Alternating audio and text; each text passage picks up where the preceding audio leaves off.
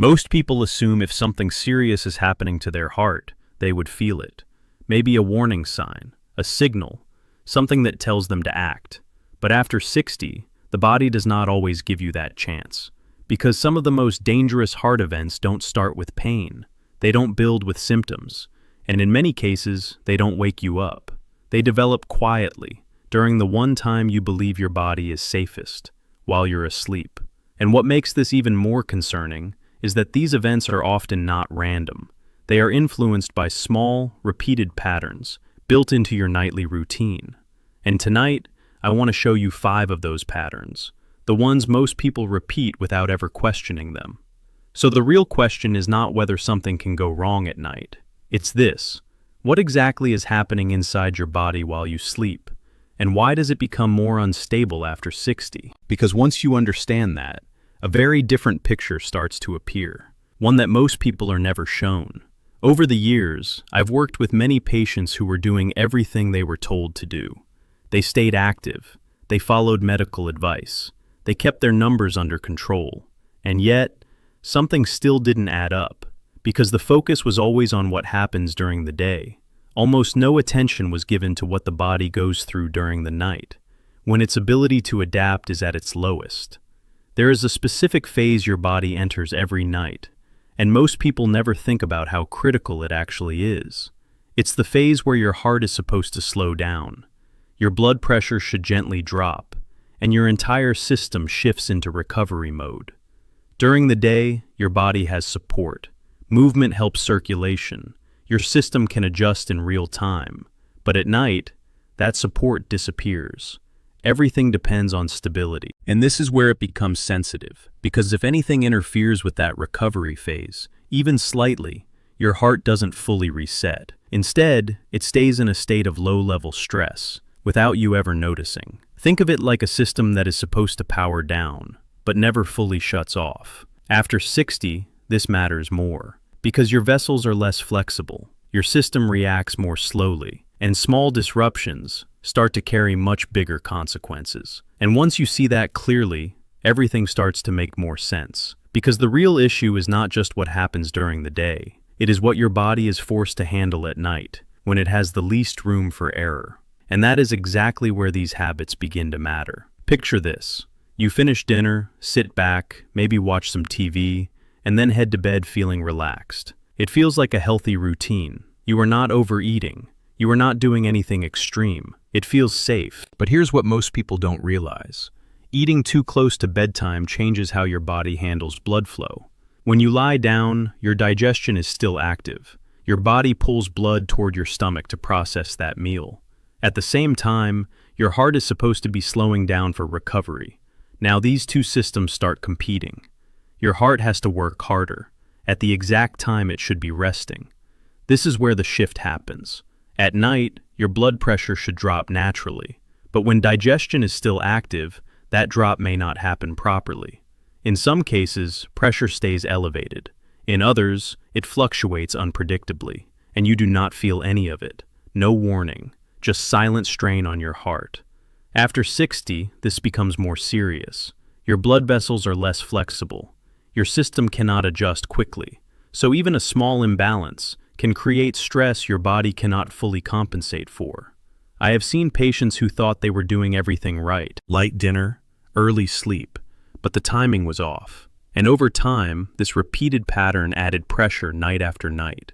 This is where the strain builds, because the damage does not happen all at once. It builds quietly, each night adding a little more strain, until one night, your system cannot handle it the same way. What makes this even more dangerous is how normal it feels. You are not eating junk, you are not overeating. You are just eating, at the wrong time. So, what should you do? Keep at least a 2 to 3 hour gap between your last meal and sleep. Let digestion settle before your body shifts into recovery mode. Simple change, but powerful. Because what you do before bed directly controls what your heart goes through while you sleep. And the most concerning part? You can be doing almost everything right during the day and still miss the pattern that is quietly working against you at night. And now the real question is, what other small habits are quietly putting your heart under pressure at night? Think about what you drink in the evening. Many people reduce water intake at night to avoid waking up. It feels logical, it feels practical. But here's what most people don't realize. Going into the night slightly dehydrated changes how your blood behaves. It becomes thicker, slower, more resistant to flow. Now combine that with sleep. Your heart rate drops, circulation naturally slows, and your body stays still for hours. And this is where the problem begins, because thicker blood moving through already sensitive vessels creates the perfect environment for added strain. After 60, this becomes more serious. Your arteries are not as flexible. Your system cannot compensate the same way. So, something that feels like a small adjustment can quietly increase pressure on your heart through the night. And this is where it gets risky. Because this is not something you feel. There is no signal, no warning, just silent resistance building inside your system. So what should you do? Do not overdo it. But make sure your body is not entering the night in a dehydrated state. A small glass of water before bed can make a meaningful difference in how your system handles those hours. For many people, staying reasonably hydrated into the evening may support more stable circulation through the night. And this is the part most people never expect. None of these habits feel dangerous in the moment. In fact, most of them feel completely normal, and that is exactly why they get repeated, night after night, without ever being questioned. And now ask yourself, what else during the night might be quietly increasing that load without you realizing it? It's late. You're in bed. Maybe you check your phone one last time, scroll a little, watch something. It helps you relax, feels harmless. But here's what most people don't realize. That small habit is quietly keeping your body in a stimulated state, right when it should be shutting down. The light from your screen tells your brain it's still daytime. Your system delays the release of melatonin. Sleep becomes lighter, more fragmented, and your heart never fully shifts into recovery mode. This is where the problem begins, because deep sleep is when your blood pressure drops, when your heart rate stabilizes, when your system resets. Without that phase, your body stays slightly activated, not enough to notice, but enough to create stress. After 60, this matters more. Your sleep is already lighter, your recovery window is shorter, so even small disruptions can reduce the quality of that recovery. I have seen patients who sleep enough hours, but still wake up tired, not because of how long they slept, but because of how shallow that sleep was. And this is where it gets risky, because poor sleep does not just make you tired, it changes how your heart behaves through the night. Blood pressure may not drop properly, stress hormones stay slightly elevated, your system never fully resets, night after night. No warning, just silent strain building over time. What makes this dangerous is how normal it feels. Everyone uses their phone, everyone unwinds this way. But your body is responding very differently after 60. So what should you do? Create a simple cutoff. No screens at least 45 to 60 minutes before bed. Let your brain shift naturally into sleep mode. Dim the lights, slow things down. Give your heart the signal it needs to rest. Because when your sleep is shallow, your heart never truly recovers. And now the real question is, what internal trigger might still be active, even after you fall asleep? You wake up once or twice during the night, maybe to use the bathroom, maybe just briefly. It feels normal. It happens to almost everyone after 60, so you don't think much of it. But here's what most people don't realize. Those repeated wake-ups are not just interruptions, they are signals. Your body is being pushed out of deep sleep, again and again. And every time that happens, your system shifts from recovery mode back into alert mode. Your heart rate rises slightly, blood pressure ticks up, stress hormones increase, then you lie back down, and the cycle repeats. This is where the problem begins, because your heart is never getting a long, stable window to rest. It is constantly adjusting, constantly switching gears, all night. After 60, this becomes more serious. Your body does not transition as smoothly between these states. Each interruption creates a stronger internal reaction. I have seen patients who thought waking up at night was just part of aging, nothing to worry about. But when we look deeper, these patterns are often linked to hidden triggers, like poor blood sugar control, fluid timing, or even subtle breathing issues during sleep. I remember a patient who thought this was just part of aging, waking up at night, feeling slightly tired, nothing serious. But when we looked closer, it wasn't random. It was a pattern. Small disruptions repeating every night, quietly putting stress on the heart. And this is where it gets risky, because frequent night awakenings are strongly connected to unstable blood pressure patterns. Instead of dipping smoothly, pressure may spike and drop unpredictably. You do not feel these swings, but your heart does, night after night. What makes this dangerous is how easy it is to ignore. You wake up, go back to sleep, and forget about it by morning, but your body remembers. So what can you change? Start by reducing fluid intake 1 to 2 hours before bed. Support a more stable sleep cycle. If wake-ups are frequent or increasing, it may be worth checking for underlying causes like sleep apnea or blood sugar imbalance. Simple awareness, but powerful.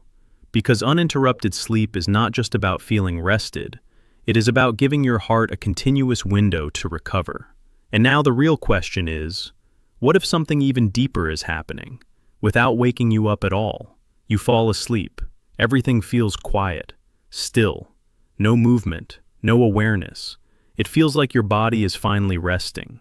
But here's what most people don't realize. There are moments during the night when your breathing can slow down, become shallow, or even briefly stop, and you may never know it. No memory, no clear sign. This is where the problem begins. Because every time your breathing dips, your oxygen level drops, even slightly. Your body senses this as a threat. It reacts instantly. Your heart rate jumps. Your blood pressure rises. Stress signals surge through your system. Then breathing resumes, and everything settles again. This cycle can repeat dozens of times in a single night. And this is where it gets risky. Because your heart is being pushed, over and over again, during the exact time it should be recovering. After 60, this becomes more dangerous. Your system is less resilient. Your blood vessels are more sensitive.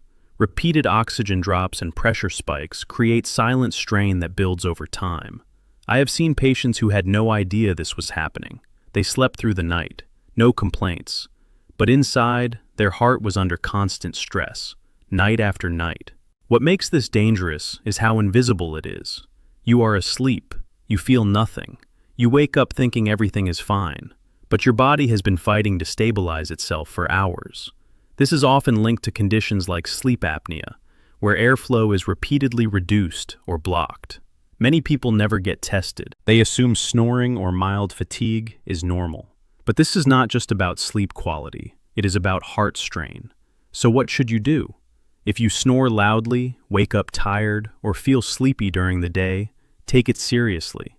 A simple sleep evaluation can reveal what is happening beneath the surface, because when your breathing is unstable, your heart never gets a true break. And now everything connects. The food you eat, the way you sleep, your nighttime habits, your breathing, all shaping what your heart goes through, while you are completely unaware. Now step back for a moment and look at the full picture. Each of these habits may seem small on its own. Eating a little late, lying flat, checking your phone, waking up at night, changes in breathing. Individually, they feel harmless. What often gets overlooked is this. They are all affecting the same hidden system, your heart's nighttime recovery cycle. And after 60, this system becomes much more sensitive. During the day, your body has support. Movement helps circulation. Muscles assist blood flow. Your system can compensate. But at night, everything depends on stability. Your heart is relying on a smooth, uninterrupted environment to rest, repair, and reset. And this is where it becomes dangerous, because when multiple small disruptions happen together, they don't just add up, they compound. Late eating keeps your system active. Poor sleep position shifts fluid pressure. Screen exposure delays deep sleep. Night awakenings interrupt recovery. Breathing instability triggers repeated stress responses, all in the same night. Now your heart is not resting. It is constantly adjusting, all night long. This is why some people do everything right during the day and still face unexpected heart issues, because the real strain is happening when no one is looking, while they are asleep.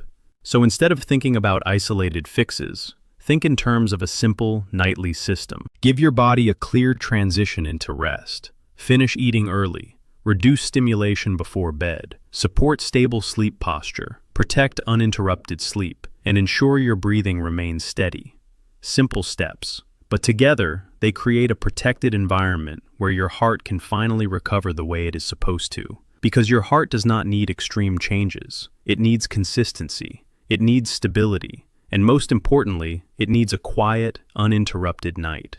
So the real question is, what would your nights look like if your entire routine was built to protect your heart instead of unknowingly stressing it? Start simple. Do not try to change everything at once. The goal is to create a stable, repeatable night routine your body can rely on. Begin with your evening timing. Finish your last meal at least 2 to 3 hours before bed. Let your digestion settle completely before you lie down. This alone reduces unnecessary strain on your heart. Next, control your wind-down phase. About 1 hour before sleep, turn off screens, dim the lights, shift your environment into a slower pace. This helps your brain release the signals needed for deep, restorative sleep. Now focus on your sleep setup. Slightly elevate your upper body, or choose a side sleeping position. Keep your airway open, support smoother breathing and better circulation through the night. Then, protect your sleep continuity. Do not overload fluids late at night, but do not go to bed dehydrated either. Aim for balance. If you still wake frequently, do not ignore it. Track it. Patterns matter. Pay attention to your breathing signals. Loud snoring, daytime fatigue, or waking unrefreshed are not small issues. They may indicate deeper nighttime stress on your heart. If these signs are present, consider a proper sleep evaluation. Keep your routine consistent. Go to bed and wake up at the same time every day. Your body depends on rhythm. Irregular timing creates internal stress you may not notice. And here is something important. Do not aim for perfection. Aim for stability. Small improvements, repeated every night, create long-term protection. Because what you are building is not just a habit, it is a system. A system that gives your heart a predictable environment to rest, recover, and reset. And once that system is in place, your nights become safer, without requiring extreme effort. So the real question is, which one of these steps will you start tonight? I want to leave you with something I have seen too many times. A patient comes in after an event that no one expected. The reports from a few weeks ago looked stable, nothing alarming. They were active, independent, living their normal life. And then something changes overnight. Not during stress, not during exertion, during sleep. I have sat with families trying to understand how this could happen. They ask the same question. There were no signs, so what went wrong? And this is the difficult part. In many cases, it was not one major mistake. It was a pattern. Small, repeated habits that slowly placed strain on the heart at the exact time it was supposed to recover. Night after night, unnoticed, unquestioned, until the body could not compensate the same way anymore. And this is where it becomes hard. Because when something happens at night, there is often no time to react, no early signal, no chance to correct it in the moment. It feels sudden, but it was building quietly for a long time. I am not telling you this to create fear. I am telling you this because I have also seen the other side. Patients who made small, consistent changes, who respected their body's need for recovery, who adjusted their routines before problems appeared, and their outcomes were different. More stability, fewer complications, better quality of life. Because this is not about doing something extreme. It is about understanding when your body is most vulnerable and protecting it during that time. After 60, the night is not just rest. It is a critical window. And what you do before that window opens matters more than most people realize. So take this seriously, not with fear, but with awareness. Because many of the outcomes I have seen were preventable. And the difference often came down to what someone chose to change before it was too late. Let's bring this together in a simple way. After 60, your heart is not only affected by what you do during the day, it is deeply influenced by what happens at night. And most of that happens without any warning signs. We talked about 5 key patterns: eating too close to bedtime, going into the night slightly dehydrated, using screens that disrupt deep sleep, waking up repeatedly through the night, and breathing changes that reduce oxygen without you knowing. Each of these may seem small, but together, they create a night where your heart is not resting. it is working, adjusting, compensating. And over time, that quiet strain can lead to outcomes no one expects. So the goal is not perfection. The goal is awareness and simple, consistent changes. Finish your meals earlier. Create a calm wind-down routine. Avoid going into the night dehydrated. Protect uninterrupted rest. Pay attention to your breathing. These are not complex steps, but they directly affect how your heart experiences the most vulnerable hours of your day. Now I want to ask you something simple. How many of these habits are already part of your nightly routine, without you ever thinking twice about them? If even one stands out, start there. Because small changes, repeated consistently, can shift your risk in a meaningful way. If you found this helpful, share it with someone who needs to hear it. Subscribe to the channel so you do not miss future videos that break down these hidden risks in a simple way. And one important note before we end. This video is for general education. It is not a substitute for personal medical advice. If you have symptoms, concerns, or existing conditions, speak directly with your doctor for proper evaluation and guidance. Take care of your nights, and you take care of your heart.